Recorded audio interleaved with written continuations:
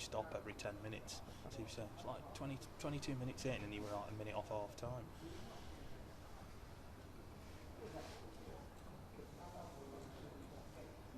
Are you playing? I won't need your surname, so No.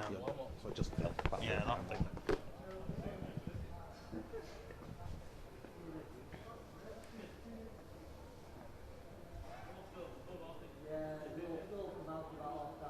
Nice, yeah. Sun's out. It'll rain later. It's actually better being up here because our normal, where we commentate from, normally the radio's down there. And when the sun's out, it goes right in your eyes, but it's better up here.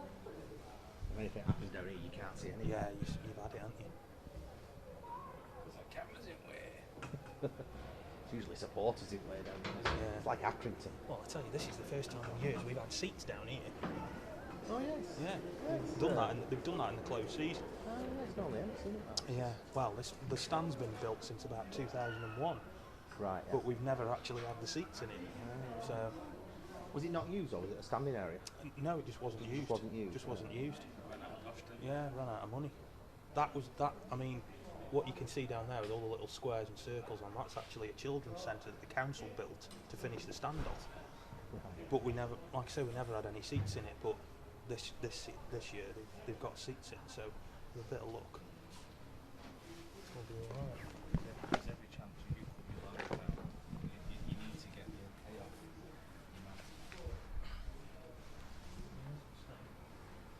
I would just Say bye to you.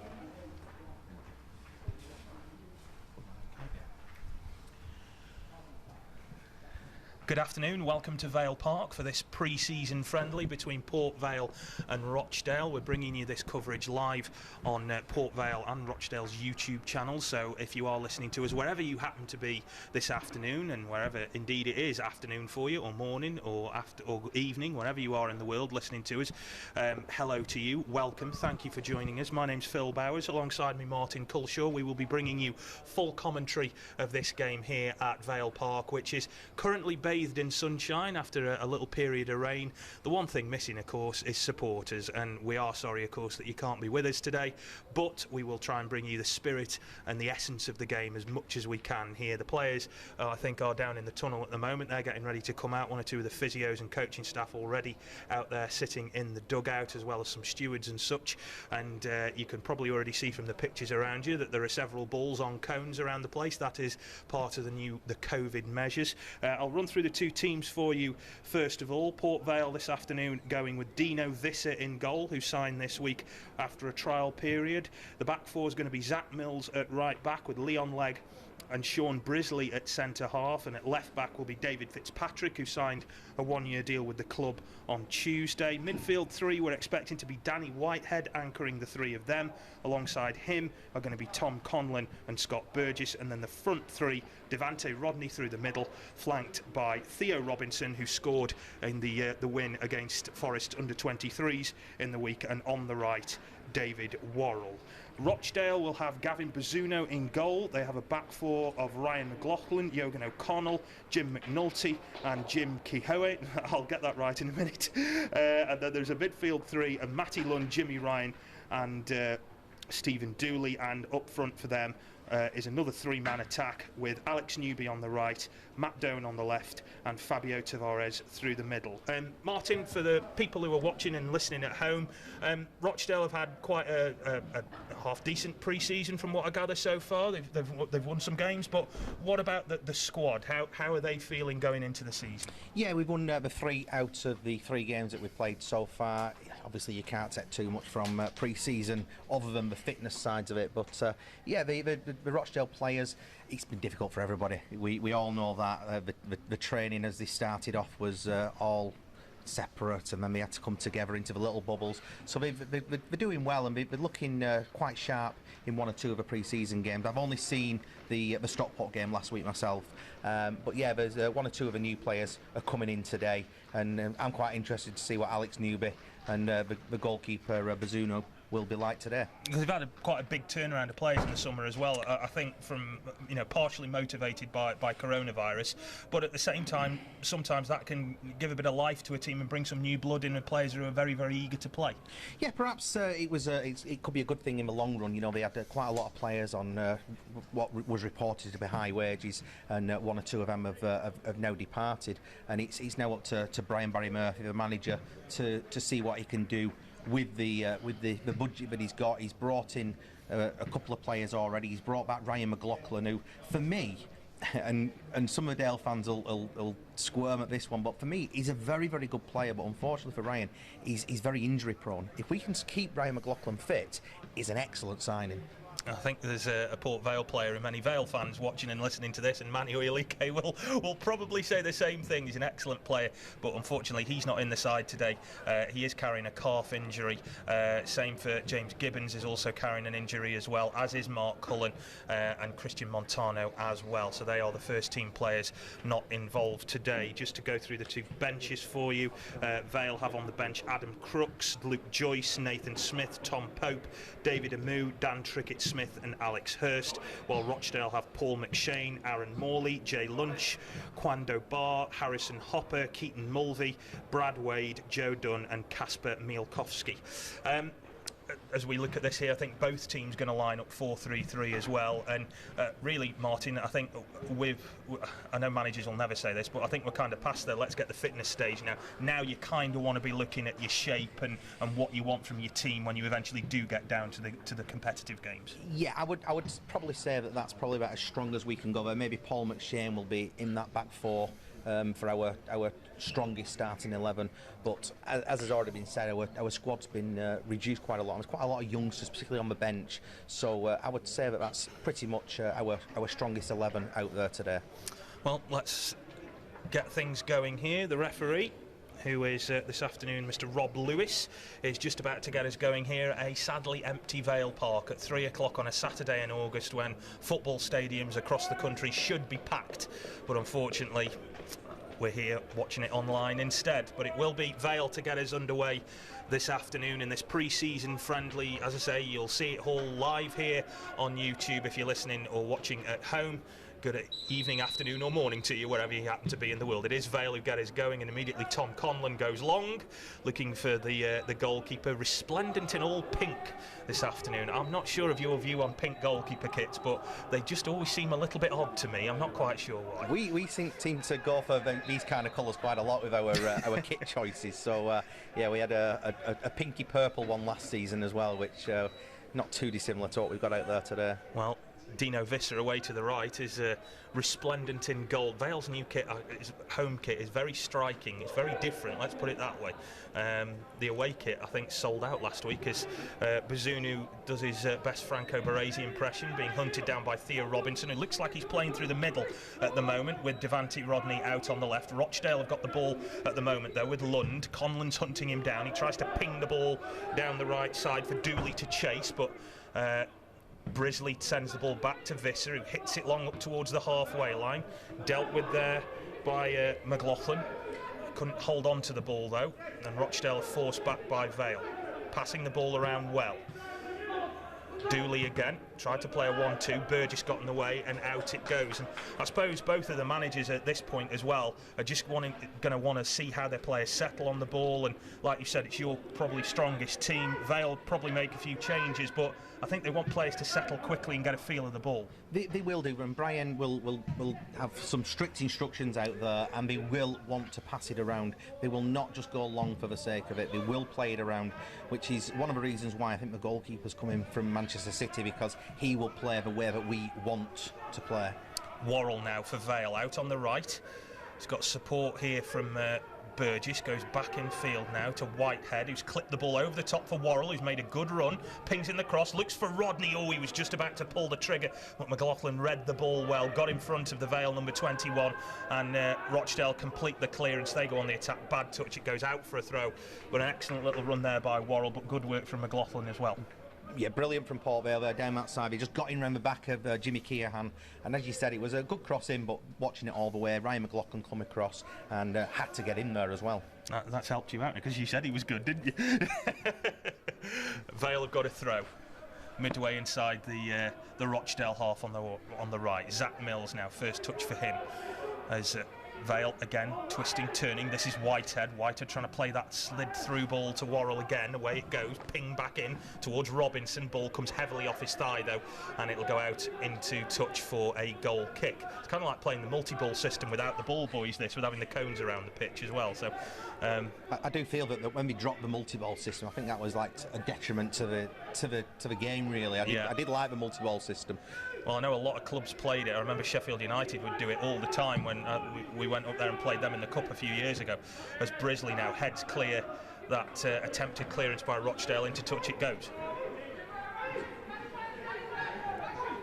Yeah, just Ryan McLaughlin there, just watching that one out. But like we said, he's had his injury problems, but from what I'm hearing, he's back fully fit now, and we might see the best of him in the opening few games of this season. And I think, you know, when you get a player like that, not only that they're fully fit, when they know they're fully fit as well, and they have that confidence to think, right, I haven't got to think twice about a tackle or a challenge, then you do get the best out of them a little bit. Here's Robinson trying to find Rodney, but it's cleared again by McLaughlin, who's seen a lot of the ball earlier on, the Rochdale fullback. It's cleared away now, up towards Doan, very experienced forward player who Vale have come across quite a few times, and they go on the attack now with the number 17, Tavares. Out wide left. Mills has gone now to head off the Rochdale attacker. It's played infield. Wasn't a flag up there. Didn't think he looked offside myself there, Tavares. Worrell's with him. Mills and Worrell there. Mills standing off his man a touch. And now Rochdale going backwards, keeping the ball, as Martin said. They just want to be patient with it. They're not going to go long or just ping the ball into the penalty area for the sake of it. They are going to be patient with their build-up. Vale are just struggling to get the ball off them for a sec here, and Doan, not happy with that attempted through ball. And just to mention Matty Doan as well, I've seen him quite a few times, mainly for Sheffield United when I've seen him play, but he's that type of player you want in your team, because he's going to encourage others to come forward and to give their all and to succeed. That's the one thing that Matty Dunn gives. He gives 100% every single game. He might not have the legs that he used to have, but he's a consummate professional, and he can be a key player if he can get on the end of some of these through balls. Well, at the moment, neither side has had a clear-cut chance.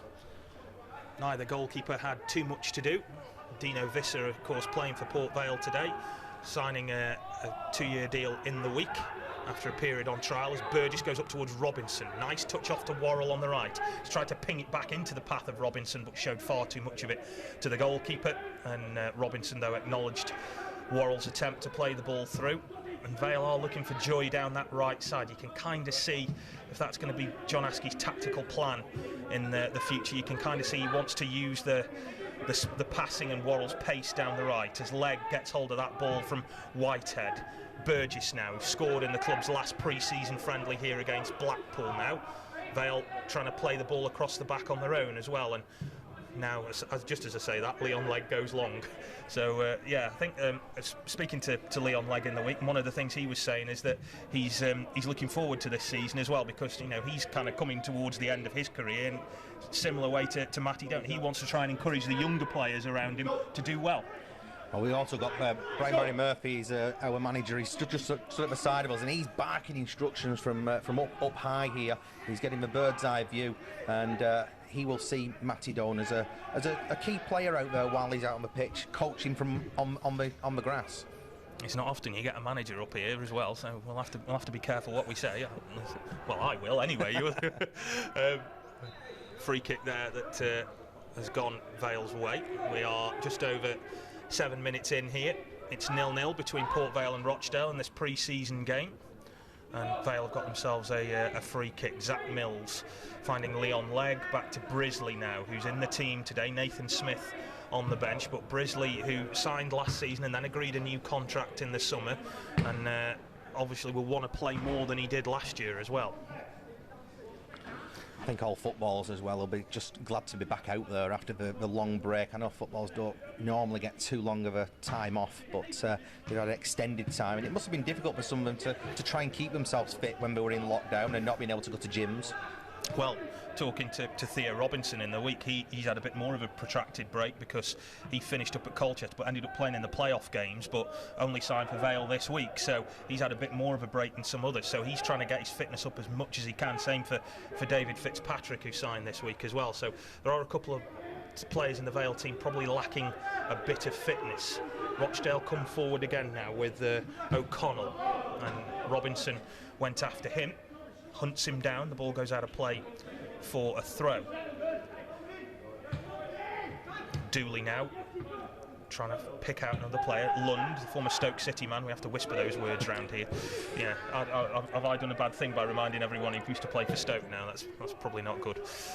Ball out to the left side to Tavares, and it's cleared by... Yeah. But the Dale fans were delighted when he came back. He was a very good player first time round for Dale, and he's very well liked by the Rochdale fans. Well, we kind of like him here because he doesn't play for Stoke anymore, so that's why.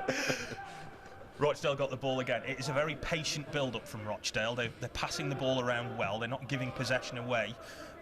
One or two times they've been caught out has been when Vale have made that overlapping run down the right. It's Tavares now. Tries to loop the ball over the head of Mills. Can't control it, though. And he looks lively, Tavares, but I think Mills is sticking quite close to him because he knows he's quick and he knows he's got a trick in him. He's very, very quick. He's just probably a little bit naive just yet. Needs to just mature as a player a little bit. Does Fabio? But he's a really nice lad as well. When you get to speak to him, he's a very, very polite lad. But I really hope that he can push on this season.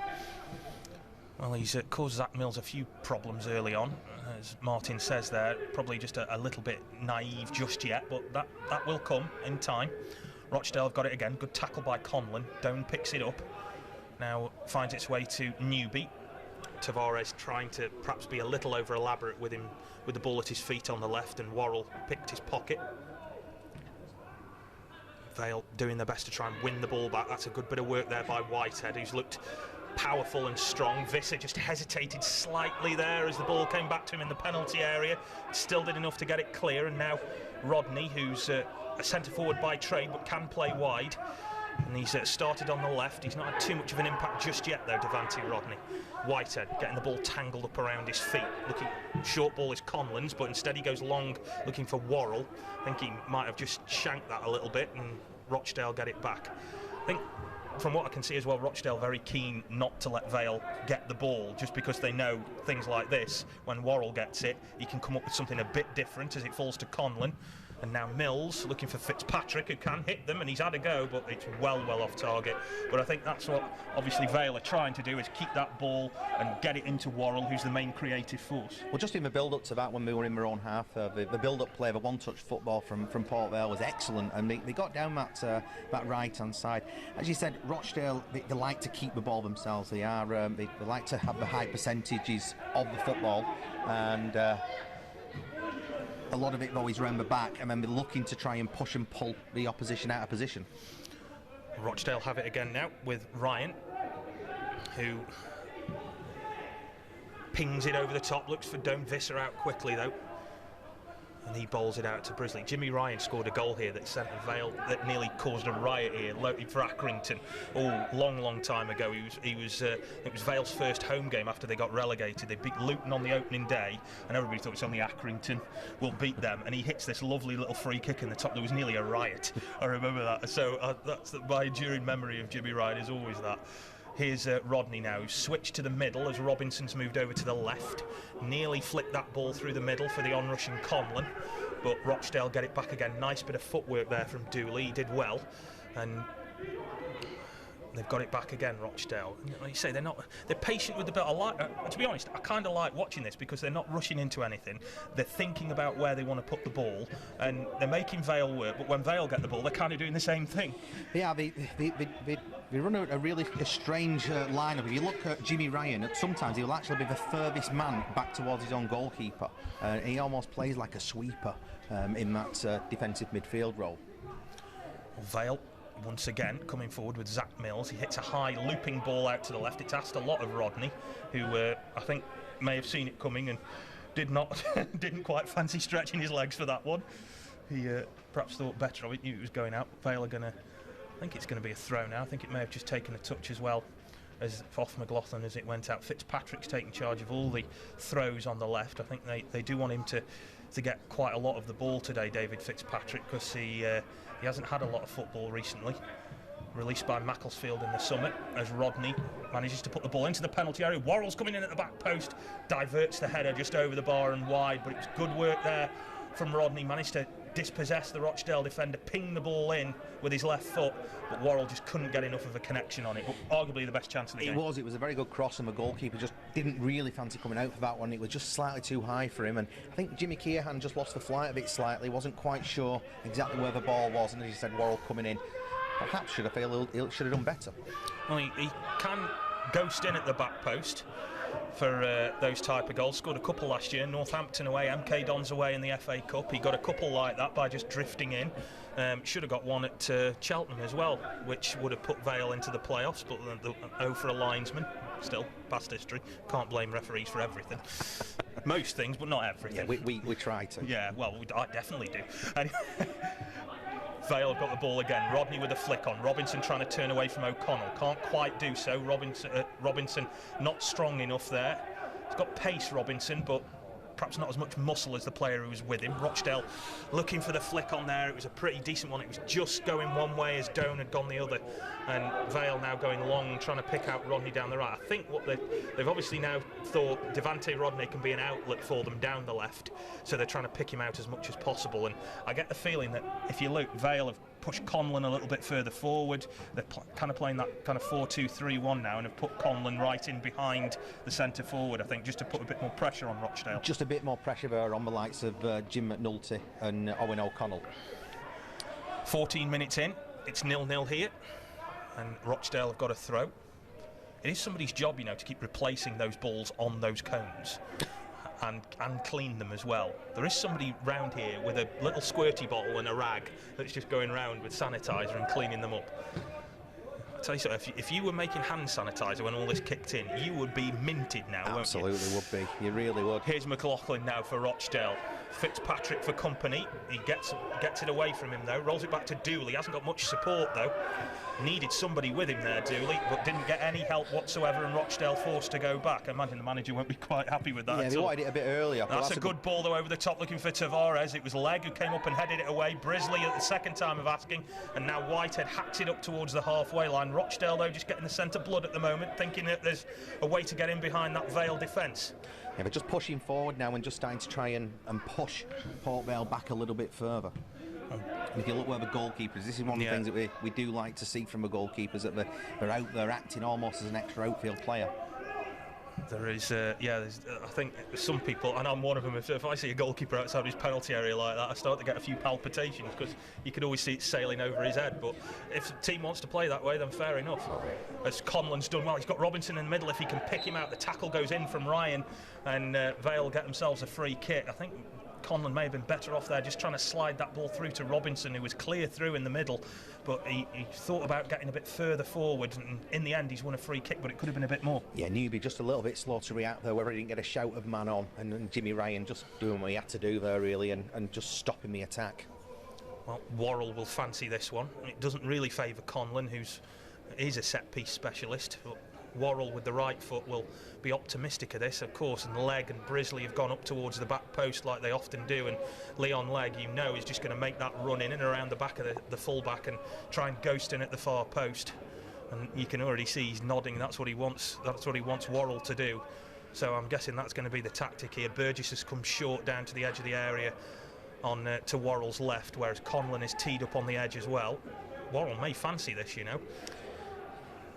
struck from in the pass from this kind of distance. Yeah, he's definitely capable. Worrell with the free kick, he's gone looking for Legg. Legg gets up, heads it, but it's a looping header. Couldn't get any direction on it, could the Vale skipper, and it goes behind the goal. But you could just tell he made that run in behind. That's who he was aiming for, and that's worked so often in the past, but on that occasion just a little bit off target. He was always going to have the leap on Jimmy Keohan as well, who isn't the tallest of defenders. Have you noticed I've left him saying your name to him, say his name to you, because I don't want to get it wrong. If I was Irish, I'd say it differently. If I asked the manager what he was called, he'd call him Kahane or something like that. Yeah, right, okay. Keohan, I think it's how the different dialects say it. The brogue, probably. Yeah, the Irish brogue says it that way. Well, I'll bow to your superior knowledge. It's a bit like our captain as well, which is Owen, even though it's Ewan or whatever it's pronounced, whatever it's spelled. Yeah. Sorry. Why do we do this commentary lark? I'm not quite sure. It's so confusing. Anyway, answers on a postcard at home. If you want us to stop, we will. But if you want to carry on listening, keep tuned to Port Vale's YouTube and Rochdale's YouTube channels. Here's Tavares down the left, puts the ball in looking for Doan, does well to control it. He's got Dooley in the middle, looks back, finds Tavares again. Mills trying to stop him making the run. Nice little ball in field, tries the shot, it's well blocked by Legg, who dived into that, put his body on the line there, did the Vale captain. Mills getting his foot in front of Doan and hacking it out for a corner now, and Rochdale just turning the screw a little bit in the last couple of minutes. Yeah, Tavares just showing his pace and his trickery down that left-hand side, and Matty Doan, he just couldn't quite bring it under control with his back to goal. If he could have maybe turned and got a shot away, but in the end, a corner will be the first one for us this game. Dooley is over it now. He's got Tavares short, but Doan is right in front of the goalkeeper, being marshalled by Fitzpatrick. And it's high, looping up towards the edge of the area. Whitehead's under it, gets a clean header away. Looks for Burgess, who's got a bit of pace on him, but Ryan's got experience and power, and he will use that to beat Burgess to the ball and put in the challenge. Whitehead again from Burgess's throw. Fitzpatrick's gone on the overlap. Whitehead forced backwards. Brisley looking up now. Will want to put that left foot through it if he can. Fitzpatrick, nice turn from him. Just rolls it back now to Brisley. Visser calling for it in his 6-yard box. Who's got black goalie gloves on today, coupled with his undershirt, kind of makes him look like he's wearing oven gloves or something under his. Looks very odd. Never mind. Here's Fitzpatrick now, away down the left, looking for Whitehead. He'll probably hear this and won't thank me for it. Never mind. McLaughlin now, infield to Lund. Back now to O'Connell. Goes looking for Newby in the middle. Worrell, though, just read the flight of the ball a little bit better, got in front of him and knocks it back to Legg. Conlon. Mills on the right, just to the touchline. Legg goes long. Don't say that after you've had a couple. And he will look for Worrell. It's cleared away, and Rochdale come forward again. Yeah, Keohan just not getting enough meat on that pass through, otherwise it could have set the other way, but here we go now. Rochdale again have got Tavares for the left. That's a good ball played in, and Tavares is clear with his pace here. He's going to try and make things difficult for Visser. Tries the shot. That's a really good save from the goalkeeper. Tavares had spotted that one in the far corner, took it onto his right foot and tried to curl it in, but Visser reached up and clawed it around the post. Good save there from the Vale goalkeeper. Very good goalkeeping there, but good play from Tavares as well, and it'll give him confidence that he missed a couple of easy chances, really, you might say, against Stockport last week, so his head could be down, but that'll give him a little bit more confidence. 20 minutes gone here, 0-0 in this pre-season friendly. As Rochdale have a corner now with Doan. He's got Tavares short, who just had that opportunity. Best chance of the game, that really, so far, as the ball goes into the penalty area. Visser comes out and punches. Got a good firm hand on it because he was under pressure there from both his own players and the Rochdale players. It was really difficult to get to that one, but he did well there, Visser, as he did against Blackpool a couple of weeks ago as well. Took quite a lot of stuff that was in the air and conceded a goal really because of a goal-mouth scramble, but he's not had too much to do, Visser, but what he has done, he's done pretty well so far, so I think John Askey will be quite happy with his new keeper. Rochdale have a throw with Tavares on the left. Support there from Keohan, got it right that time, and he has it again. Doan looking for the return ball. Tavares now can use his trickery and pace on the left. Mills keeping him at bay so far. There's a ball for O'Connell if Rochdale want to use it, but Robinson had just made sure that avenue wasn't open for them. McNulty, who again goes long looking for Tavares on the left, and out it goes into touch for a throw. I think Rochdale have kind of identified as well that, Tavares has got a bit of pace now, and his confidence will have grown from that effort too. Yeah, we're trying to get it down to him on that left-hand side, but when it's a high ball like that from Jim, he's never going to win them in the air, isn't Fabio? And it's just easy for the defence. McNulty now striding out from defence, hitting the ball wide and long to the right now for McLaughlin. He's got Fitzpatrick for company, takes him on, gets to the edge of the area, rolls it back in field now to Ryan. Ryan has got Dooley available on the right, Vale doubling up on him. Rochdale, though, got players queuing up for it on the right here. McLaughlin, though, couldn't stand it up well Rodney tackled him. Conlon has it.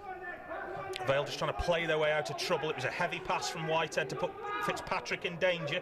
Got 2 Rochdale players with him, but he does well, Fitzpatrick. Knocks it down the touchline. McLaughlin heads it back in kind.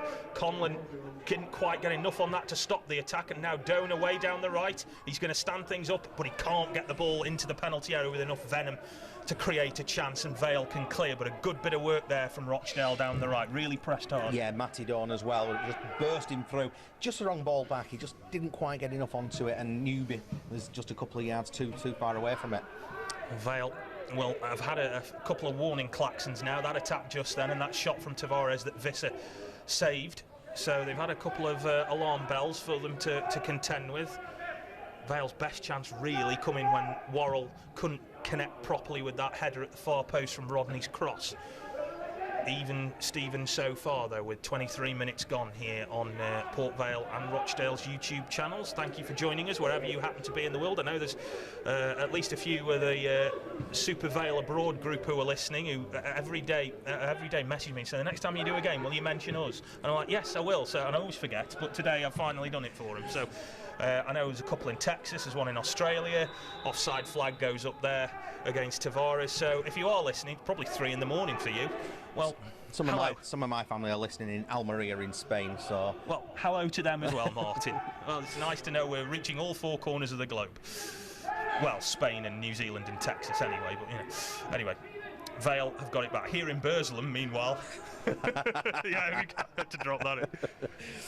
It's not as sunny as you might hope it would be. Leg. Arrows the ball out to the left to Fitzpatrick, controls it well. If he hadn't to control that well, I think he might have taken his head off. He's got it again, the Vale left back, who had a bit of a baptism of fire when he played for the Vale last week, a couple of weeks back against CJ Hamilton from Blackpool, who was like he'd set the old car for 88 miles an hour and waited for it to go. But Vale pressing again. Yeah, O'Connell not happy with himself though, that little ball out. He just got it in between Jimmy Ryan and Matty Dawn, and it's just given Vale the chance to go forward again. Well, Rochdale get back in numbers though, don't they? They are very organised, and that's something I think Vale have sometimes in the past struggled to deal with. When they get teams that are organised and set up well, that are well disciplined, they do sometimes break teams down. They struggle to break teams down rather, and we're seeing a little bit of that here today in this first half in this friendly game at Vale Park. Burgess now out wide right to Worrell. Tries to play in Mills on the overlap. He's not got too much help though, Mills. He wants it on his right foot. He goes back to Worrell, who pings it high, but lacking any kind of direction. He had no other real option there, Worrell, other than to try the first time ball, but Rochdale have done well there to restrict him to that. And Rochdale now on these goal kicks, they do like to use this new ruling of playing it short, so we'll just have a look, see if Gavin Bazoon, who's got on the same script, he's not at the moment. No, he got 2 centre halves in his own penalty area and he hit it long. Never mind. Well, he'll like you say, he's still learning a bit, but Rochdale come forward again now with Newby. That was a lovely looking ball through to Doan, but Brisley intercepted. Newby's got it still. Oh, and he's taken Fitzpatrick out of the game, pulls the ball back. There's a shot from Tavares. Oh, and that's another really good save from Visser.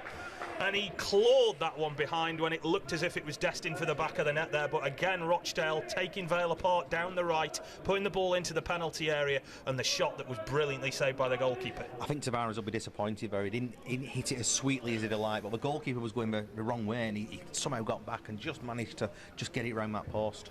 Well, he's done himself no harm here, Dino Visser. And I don't know what changes John Askey's got played for half-time, but it might be a bit harsh to take him off at this rate. Corner whipped in. Away shouts the goalkeeper. Nobody got a connection on it, and it goes all the way over to the far side of the pitch. Whitehead now for Vale. Worrell's calling for it with the long ball. Burgess is perhaps a bit more free and available, but the ball in the end isn't great, and it's McNulty who intercepts. Conlon's done really well, though, to intercept, and Burgess takes off down the right, gets past Ryan. Scott Burgess rolls it back for Devante Rodney. Oh, and it's just gone wide of the post. He didn't get a good connection on that at all, did Devante Rodney. He tried to go for it with his favoured left foot, but all of Burgess's hard work ultimately came to nothing. Yeah, it almost looked like he wasn't expecting it to come to him there. Perhaps he was expecting a shot to come in. He was just playing the cavalry role there, but when it came to him, he never set himself really, and again should have done better. Yeah, definitely. I suppose you say if you make the goalkeeper work and he saves it, you've done your job. But yeah. Just to put it wide from there, I think he'll be a little bit disappointed. Well, he's not been a bit part player in pre-season, but he is going to stake a claim for this. Tom Pope, who many people would probably have banked on to have started the season, is going to be serving a 6-match ban, so he will not be involved. Mark Cullen is injured, so Robinson and Rodney are the two centre forwards who are going to perhaps vie for that central role, and neither of them yet has had too many clear-cut opportunities, but Rodney will not have done himself any favours with that. Anyway, there's time yet. Rochdale have it with McNulty out on the left, and Vale now have switched things around again. Rodney's gone back to the left and Robinson's gone through the middle, so they are going to try and alter that. O'Connell for Rochdale. Rochdale have got a few subs out there warming up. Bit of a tangle between Conlon and Dooley, and he is never backward at coming forward. Tom Conlon, he does like to put the foot in every now and again. Stephen Dooley got a really bad injury last season. He broke a bone in his foot, and it was just a challenge. He feels he probably shouldn't have gone for the challenge, and he ended up injuring himself on it, and he missed quite a big chunk as well. But that's a great ball for Dale here. Visser didn't come for that one though. It was Tavares who flicked it into the path of Doan, but again it lacked a little bit of pace, and it allowed Legg to get in front of Rochdale's experienced striker and just tap the ball out of play. Visser caught in two minds. It was difficult for the goalkeeper, to be fair, but Rochdale have got it back. They are getting some joy down the flanks, Rochdale, particularly the right one. That's where all their best chances have come so far. O'Connell clipping the ball over the top, looking for Tavares again, finding Doan, who just tries to play it back to Tavares, but it was a poor ball from Doan. It left him with far too much to do for Tavares. It went out of play. Is that going to be a Rochdale throw? Yes, it is. Worrell, I think, got the last touch on the ball. I don't think Doan should have passed that back. He should have brought it under control and turned towards goal, and he had plenty of time and space behind him, but I don't think he got a shout on it. And like you said, the pass in the end was just weak. Well, he's got it again now. Doan finds Dooley. Bit of a heavy touch from him, but he's got support from O'Connell, who likes to get forward, picks out Doan in the middle now. Good ball from him. Clipped over the top by Newby. Header comes in there at the far post from Keohane, but over the top of Visser's crossbar, and it'll be a goal kick to Vale. But again, Rochdale just pressing a little bit more now and pushing Vale back into their own half and into their own penalty area. Yeah, they're just not quite being clinical enough in that final third, Artdale. We're getting into the positions. Newby's ball in was actually decent, but Jimmy just couldn't get his header on target. Vale, I've just had another message through to say there's more than one Vale fan in Australia. So thanks, Nathan, who is watching from in Australia today, Nathan Worthington. And Simon Broad has let us know that him and his son are watching us in Spain.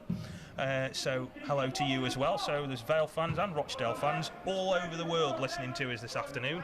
So welcome to you wherever you are. Hope you're enjoying the game. I hope you're enjoying the commentary. And for the if you can't be in the stadium, well, as the way things are in 2020, we'll try and do this for you as best we can. Rochdale have got the ball. And Vale now trying to win it back. Well worked from Dale there at the back. They were being closed down quickly, but they worked them triangles really, really well. McNulty's gone long, looking for the pace of Tavares again. Good piece of work there from Mills to intercept. There's a flag up on this near side, and away it goes for a throw.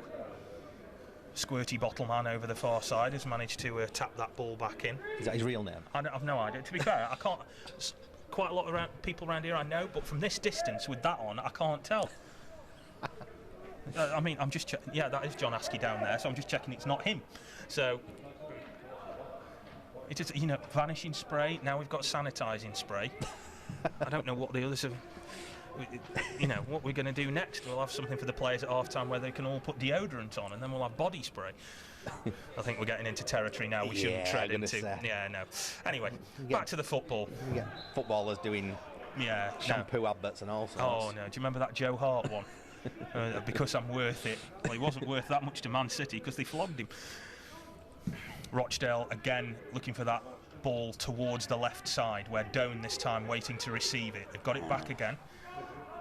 And Vale just keeping them at arm's length at the minute, but Rochdale definitely having more of the ball as Ryan goes long, looking for McLaughlin down the right. Fitzpatrick met it with a firm header. O'Connell now striding forward. He's looking for the run of Doan, and he's picked him out here, Doan, and he's taken the ball round the goalkeeper. He's tried the shot, but it was a weak effort in the end from Doan. He'd sold the goalkeeper a dummy. He got round him. All he had to do was tap it into an empty net, but his shot was weak, and it allowed Mills to get across and take the ball away. Fantastic from Owen O'Connell there to just pick him out. You won't think he's a centre-half, him. The way he played that through, Matty Dunn did everything right, got round the keeper. He just needed to hit it, and he tried to go for it with his wrong foot, really, and put easily saved on the line. Yeah, and you know, you can imagine he's kicking himself for that as well, because he'll know he should have done better. He will take this corner, and it goes. Goalkeeper shouted and was ignored by Devante Rodney, who just came across and headed it away. Vale now looking to build an attack of their own. Whitehead with the ball forward, looked for Worrell, but Ryan was there. And out it goes into touch. 33 minutes gone here at Vale Park in this pre-season friendly. It's Port Vale 0, Rochdale 0. Vale getting their season underway properly, if you like, next weekend away at Scunthorpe in the League Cup. And John Askey will have some interesting decisions to make with who he picks, as Worrell skips away from the defender outside of the right foot. Oh dear. Rodney, shall we say, didn't get hold of that one. Got that one wrong. Yeah, got that a bit wrong. Yeah, the old sheriff's badge header, I think, he did very well with is the saying there. I have spoke to him. He's a lovely lad, but I don't think he'll want that going on the highlights somehow. He just got there, shrugged as if to say, what? Oh, I do feel for him. Here's Fitzpatrick now for Vale. He's gone back to the left, Rodney. He's got the ball again. To be fair to him, he's shown some good touches, and his balls into the penalty area when he's got a bit of time have been good. Robinson, who's now playing the centre forward role with Rodney on the left, has not really had a chance to use his pace, and that's what he's in the team for, because he is very different to the other strikers that Vale have got. Pope is the target man, Cullen's more the kind of the fox in the box finisher. Rodney is going to be the big physical athletic presence, and Robinson's there for his pace, but he hasn't really had a chance to use it yet. Dooley now for Rochdale. Bazunu there just doing what we saw all of last season, which is just playing it out from the back, not panicking with it. Rochdale again playing some nice football here. Newby, edge of the area, tries a low shot, but it was easy for the goalkeeper. Again, lacked a bit of venom. Took a bit of a deflection, I think, on the way through, which took a bit of sting out of it. Well, Visser did well to gather, but again, Rochdale just probing now and just finding the odd little gap that they can exploit. And John Askey will be keen to shut those doors to prevent them having any more joy in the second half. Here's Robinson. He's got Worrell on the run on the right. He might look for Burgess instead. I'm not sure he knows what he wants to do here, Robinson, but instead goes for Worrell. He's got Mills on the overlap, chooses to go on his own now. Worrell puts the ball in, looks for Rodney for the connection there. Got a bang of heads, I think, with McLaughlin. And both of them there both went for the ball fairly. Clash of heads, and both of them look a little bit worse for wear now after that, I think. But at this point, perhaps a good time to reflect on how, well, both Brian Barry Murphy and how John Askey will be feeling. And overall, it's been a pretty good workout for both teams, with neither really getting much of the rubber green in front of goal. Yeah, as we always say in pre-season, it's all about fitness, about working on that shape, getting your players used to each other and building that rapport. And that's what both managers will be happy with out there. Like you said, both sides will feel that they could have troubled the score sheet, but as it is still that goalless, and they'll be hoping for better maybe in the last 10 minutes of his first half. Well, this is an opportunity for one or two of the players just to gather themselves, and the subs warming up down on the far. We don't have drinks breaks in this as well, by the way, so you won't see what you were getting in the Premier League, where it's everybody stopping for a drink every 20 minutes or so. So we're not going to have that, even though, as I say that, Danny Whitehead's just thought, no, I'll have a swig. So he's got going, and Whitehead's kind of been playing what Vale fans would probably describe as the Luke Joyce role in that team today. Luke Joyce is on the bench. He's the kind of sitting, holding midfielder, and he's been the guy who's been asked to do that in the first half. Joyce is on the bench today, so I think he will make an appearance at some point, but they haven't really got any backup for him. And when you play that 4-3-3, sometimes you really do need that type of player, that you need a holder. A holding midfield, and that's what Jimmy Ryan offers for us. He's the one that's holding him there and pulling all the strings. Well, here's Newby down the left. Whitehead, who we were just talking about, goes to meet him. Newby's got it. He's got a nice quick feet, Newby. He's got a lot about him. There's Ryan, who's that fulcrum, if you like, of the Rochdale midfield, trying to create a bit of room either for a shot, but instead tries the pass. Asked a lot of O'Connell there. McLaughlin's tidied up, but hasn't really got much of an option other than to go back to McNulty. Jimmy Ryan's got an absolute screamer against Everton in our first pre-season friendly. It's nestled into what they call the postage stamp. Yeah. Really, really good strike from a former Accrington man. And I remember, as I mentioned with that goal, he has got a good hit on him, so he's definitely capable. Here's Dooley now for Rochdale. Takes the ball away from Conlon, finds Newby, who's covered every blade of grass really in this first half. Newby, and it's found its way to O'Connell. Perhaps lacked the confidence to take on the shot, but he got dispossessed in the end, and Vale come away with the ball with Conlon. He goes long with a high raking pass up towards Robinson, trying to use his pace, but there was a flag up there. The referee, I think, had seen a bit of a shirt pull by Robinson on McNulty, and the goalkeeper tied it up, and the referee waved play on. Ryan goes long, but both Doan and Tavares in an offside position. Visser not aware of Tavares right behind him, and now he's hunting down the ball, and Vale having to play in those triangles just to keep it away from the Rochdale team. They've done well there, because like you said, Fabio was using his pace, and he was really charging down and making life difficult there, but they worked it well. Vale have got to try and perhaps get a bit more of a grip on this game in midfield as Rodney wins the ball. That's where Rochdale have been doing the damage. Their midfield probably been better today, as Whitehead now takes off down the left. Good tackle coming in from McLaughlin though, and it'll be a throw to Vale, but Rochdale's midfield, as I say, probably had more of the ball and controlled things, and John Askey, I know, will be keen that perhaps his players get more of the ball in the centre of the park, because when they do, they are capable of hurting teams, but they've been second best so far in this one. Fitzpatrick with the throw, now finding Conlon. Mix up between the two of them, and out it goes for another throw, this time to different Rochdale. wavelength there. Yeah. Just gone for a forward run, and he just got played back out, and it rolls harmlessly out. But when we get down the flanks, Port Vale, they look like they could cause problems.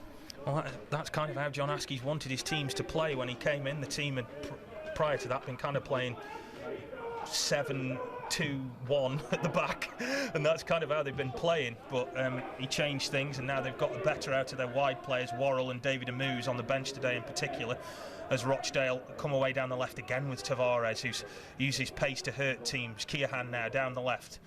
Mills for company. Checks back to Matty Lund. Lund with the right-footed ball into the penalty area, but over everybody though, lacked direction that, and easy for the goalkeeper just to let it float out for a goal kick. I'm not quite sure what Matty Lund would try in there. He certainly needs to see someone at the back post. I think he's just over-egged it, and it's gone far too over the top of everybody and harmlessly out for a goal kick. Talk of the devil, David Amuse just been out for a warm-up there, so may well see him in the second half. I know the manager keen to give as many of his players game time as possible. Got no more friendlies lined up now between now and, as I say, that League Cup game next weekend. Vale kicking off their league campaign at home to Crawley in a fortnight's time, and then I think, such is the calendar now, I can't remember whether the EFL Trophy game is before that weekend or after. Nevertheless, I know Rochdale's got a lot of time on the road. We've got Huddersfield and Morecambe away, and then that's in the League Cup and the EFL Trophy, and then we start away at Swindon. Following week we're at home to Portsmouth, and then we're away at Ipswich. Oh, lovely. So we've got plenty of time on the road in the next 3 weeks. I'll trade you that for a trip to Exeter in about 3 weeks' time. I wanted Exeter to come up, to be honest with you. I like you could have had him. I don't mind going to Exeter.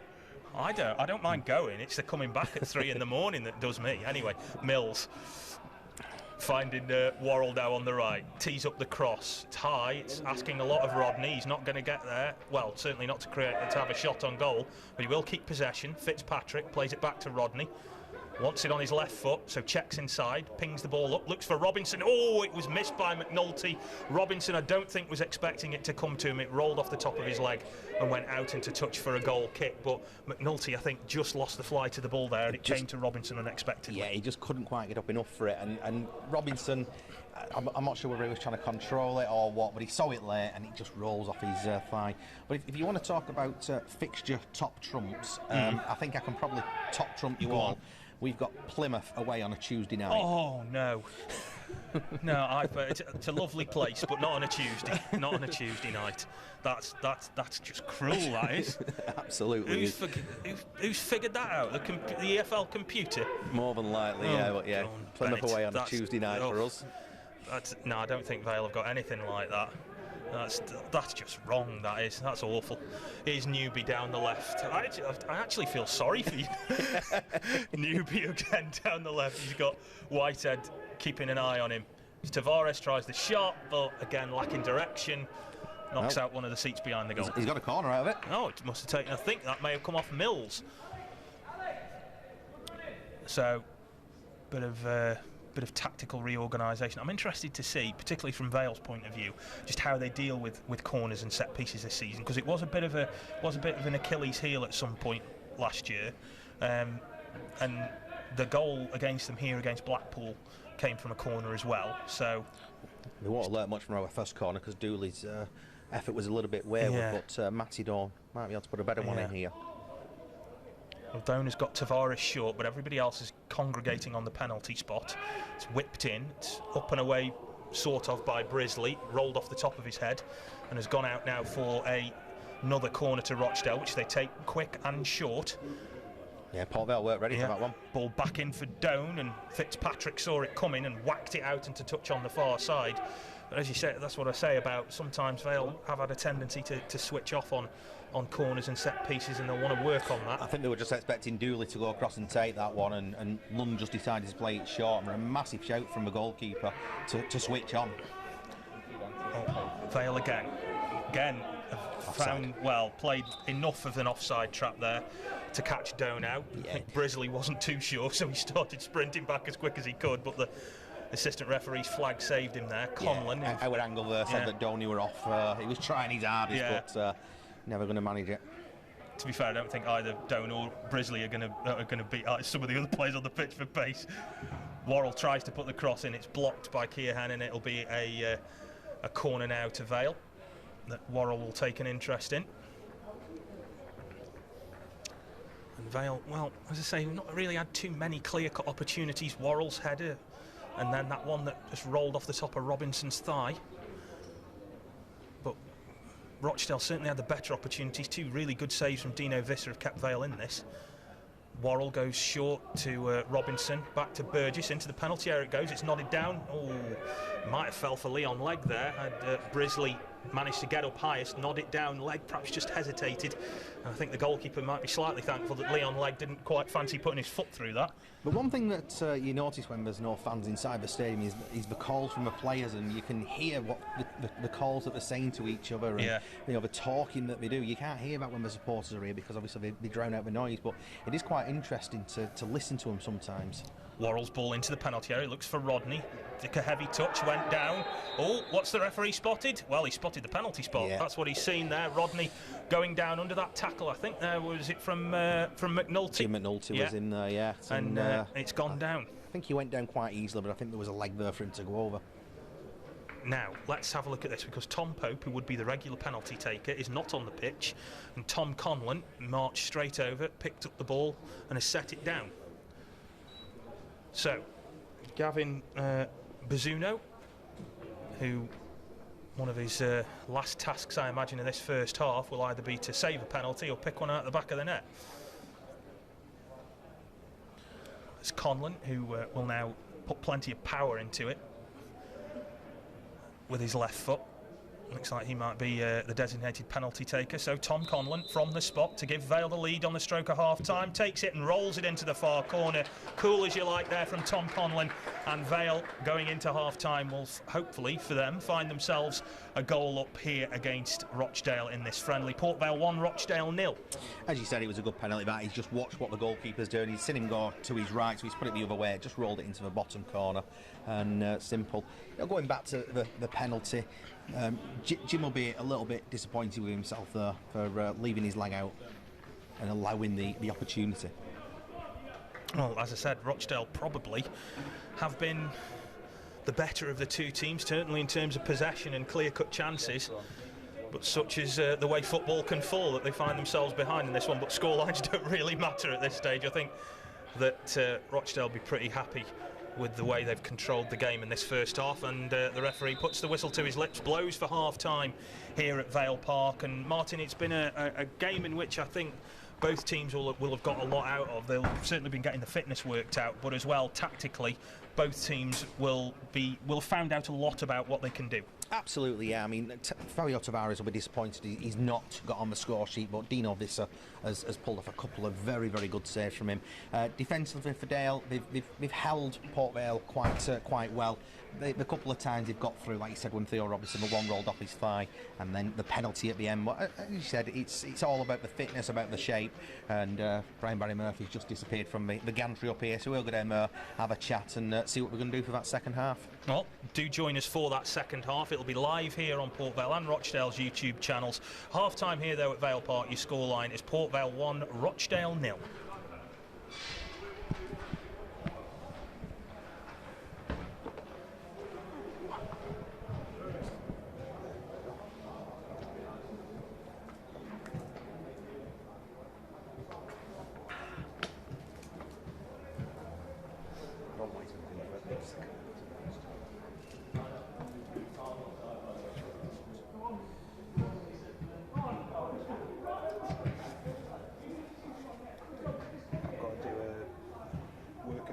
Can you do a half-time before the game? Yeah, okay. Just give them a buzz.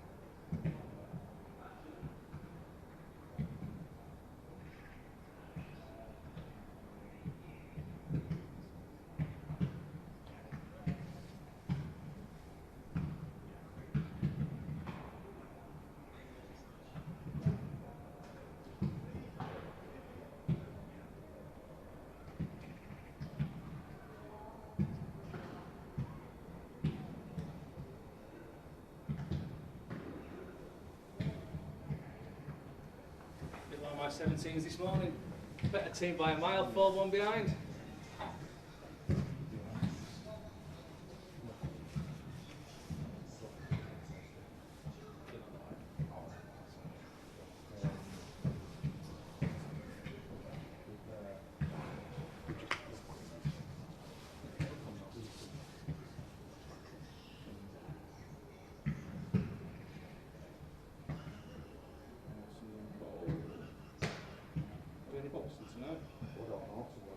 UFC?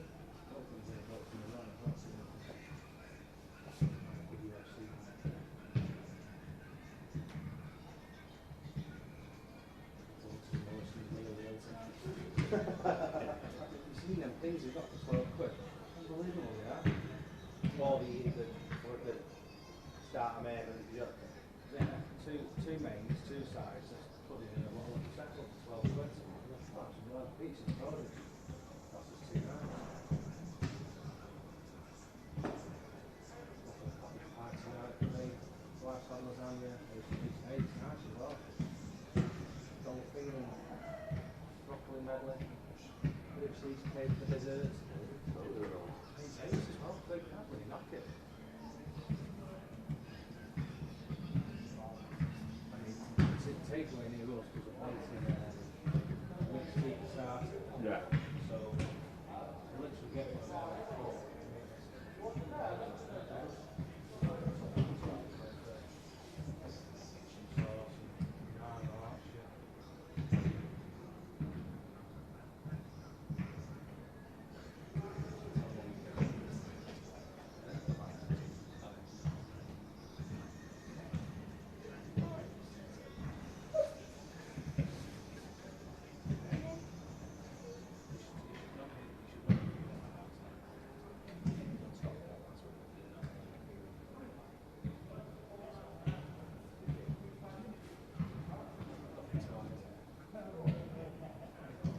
The supermarkets are available.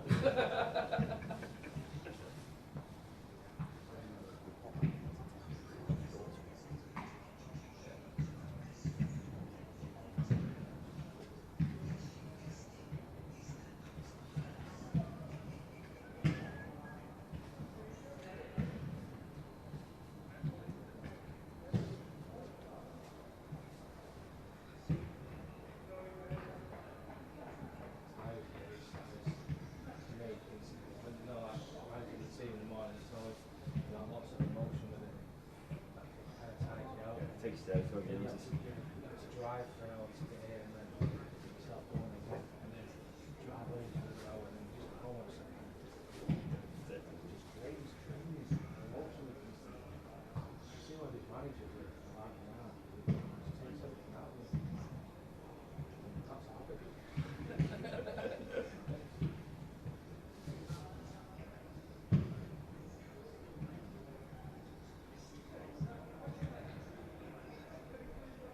Strange beanie on his head, actually.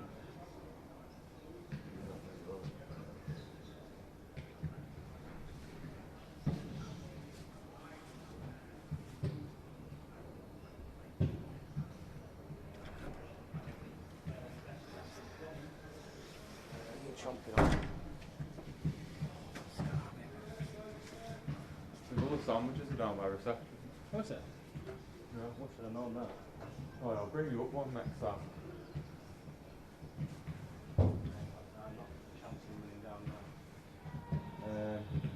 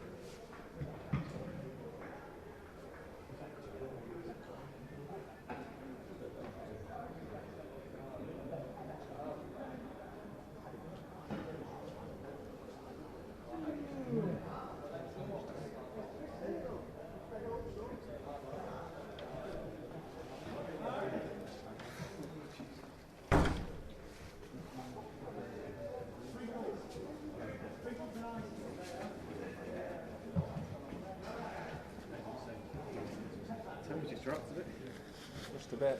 Just said that.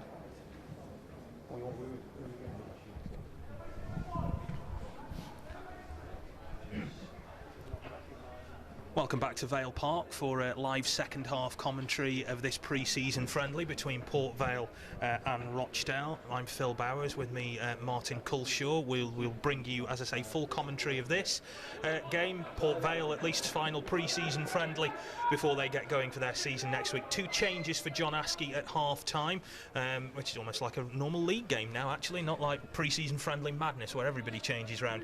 But Luke Joyce is on for Scott Burgess and David Amu is on for Theo Robinson. And from what I can tell, Martin, no changes for Rochdale. No changes for Rochdale at all. No, I thought that Paul McShane might be coming on. He seems to be doing a bit of a furious warm up there, and he's been getting his socks sorted, so he might be coming on shortly, Paul McShane.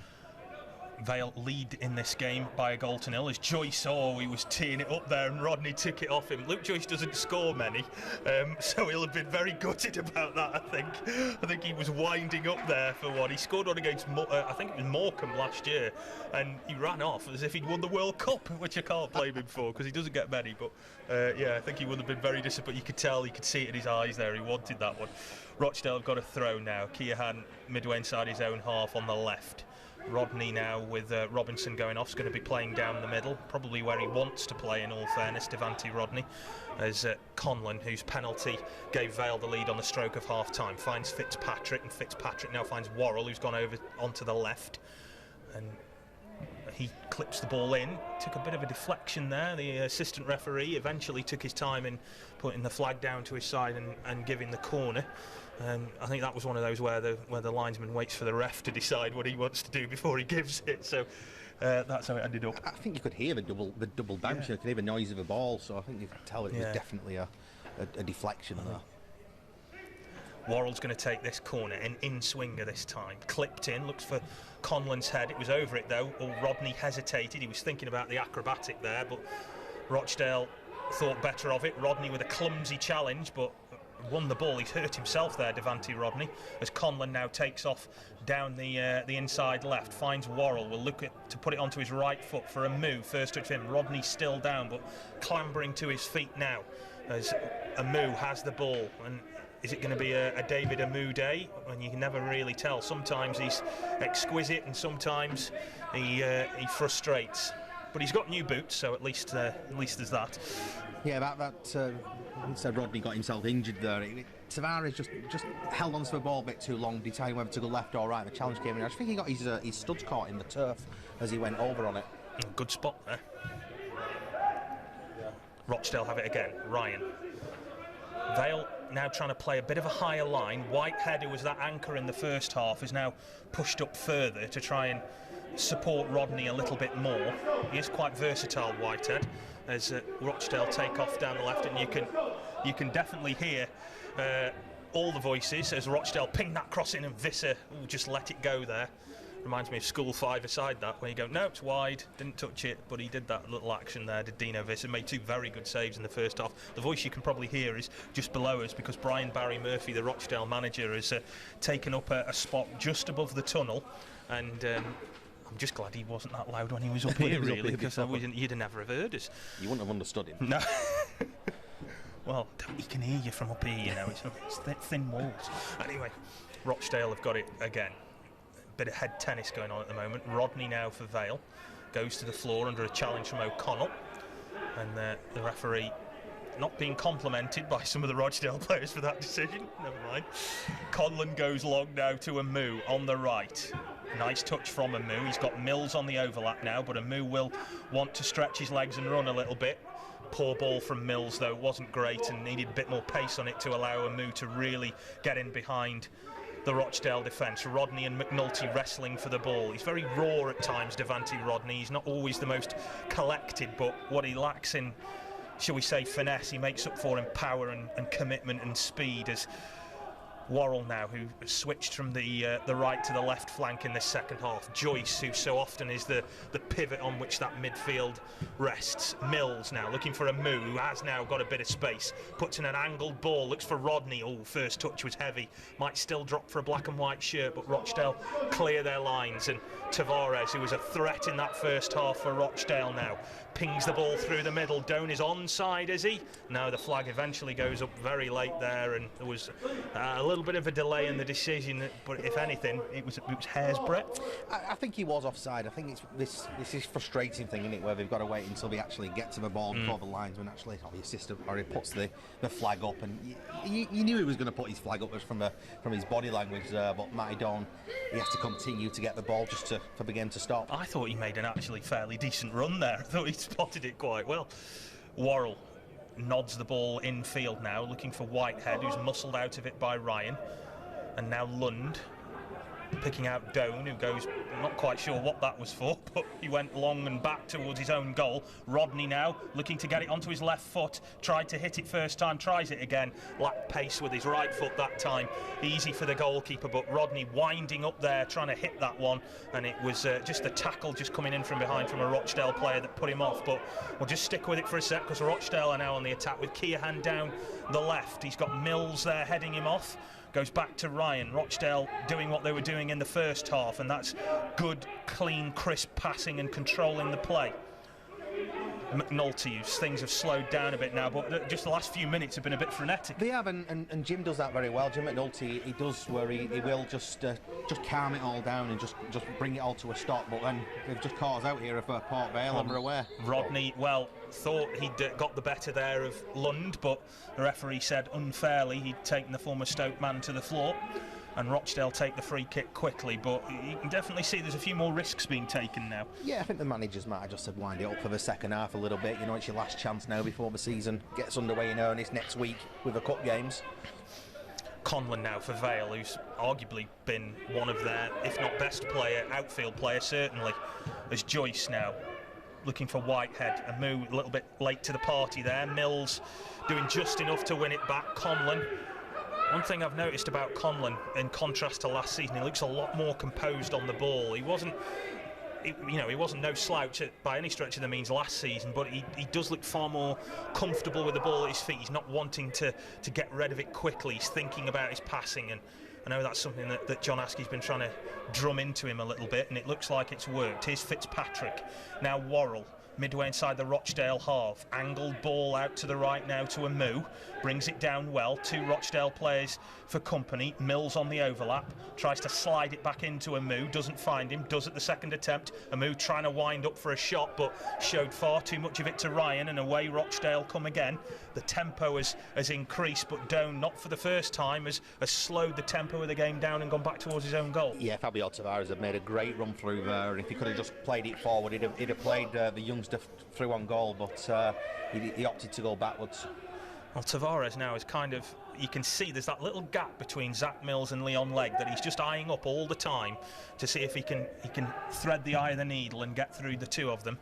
And he's definitely got the pace to worry both of them if he can do that, but Doan that time electing not to. Vale have now got themselves a throw. John Askey looking back towards his substitutes, just sitting on the bench there. Tom Pope and Nathan Smith and Dan Trickett-Smith, all down there on the bench, as well as Adam Crooks as well.